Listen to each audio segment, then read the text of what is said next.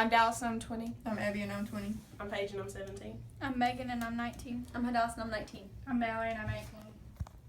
And I'm Allie and I'm going to be talking about the Lumbee tribe. 55,000. This is the number of members that make up the present-day tribe, the Lumbees. This tribe is the largest in North Carolina, and they mainly reside in and around the Robinson County area.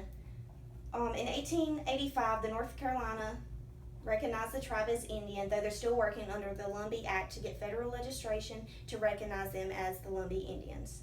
When I say Indian, I'm sure most of you think about those who wear those big feather hats and have paint on their face and ride horses everywhere, which is true, but they're more than that.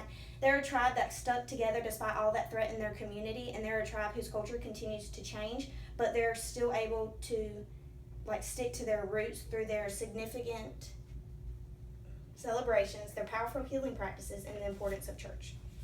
The first principle of the Lumbees is their celebrations, and there's many celebrations they have. One of them is the Lumbee River Day, which is where North Carolina, they go to the state park in Lumberton and they celebrate all the nature. Connie Rush, she's actually the City of Lumberton's downtown coordinator, and she said that the day focuses on taking action to continue conservation efforts of plants and wildlife. So they focus on that, which is their main point, but they also have canoe rides, the traditional food that they used to have, and all of that. Another celebration they have is the Day of the Spring Moon, which is also referred to as the Lumbee Powwow, and this is a celebration that has the traditional Native American Indian food. They have dances. They meet with their family. It's kind of like a reunion for the Lumbee community.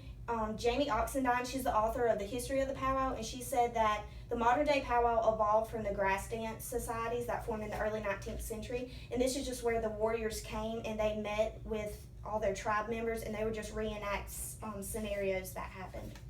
And then the last celebration is one of the biggest ones they have. It's called the Lumbee Homecoming, and that originated in 1970s. And during this, the Lumbee families, they come from the different areas wherever they are as a reunion and to meet the community, and they have a parade, Lumbee Homecoming, and they have games and food. The second principle for the Lumbee is their healing practices. The members from the Lumbees, they try to fuse together traditional healing Christian faith and Western medicine so they would help coexist. So one of their first practices they have is the prayer cloth, and they take this white cloth to signify purity, and they pray over it and give it to someone who was sick or had an illness, and it was believed that with their faith in God and through the prayers that were going with them that they would get healed. The second practice is the taking of the altar, and it's all about in church. They would get someone who, like I said before, was sick, and they would take them to the altar and put all the elders from the church would lay their hands on them, and they would pray for them, and it was supposed to take the sickness or whatever was wrong with them away. And then the last part of their healing practices is the insect sting. This was the most interesting because say you got stung by a bee or a wasp, it was believed that if somebody was chewing tobacco, they would take the tobacco juice, their spit, and they would put it on the sting, and that juice was supposed to draw out the sting and to make you not hurt. And this was made up from the author of Healing Practices. His name's Cody Bearboy. He said that the elders made this remedy because they didn't have enough money to buy medicine, so they wanted something that was accessible to them. The last principle for the Lumbees is the importance of church.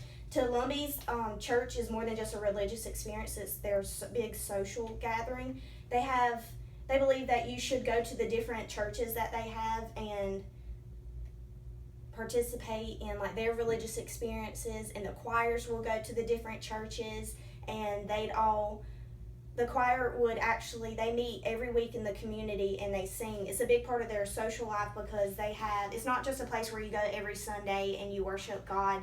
It's where they would have youth groups and they would take trips together. They would go to singing conventions. So especially singing, that's the biggest part of the church for them. So today we examine the origin of the Lumbee tribe of North Carolina. In doing this, we learned their three main principles that guide their way of life, which was the significance of the celebrations, the powerful healing practices they have, and the importance of church. This all helps solidify their rich history and culture.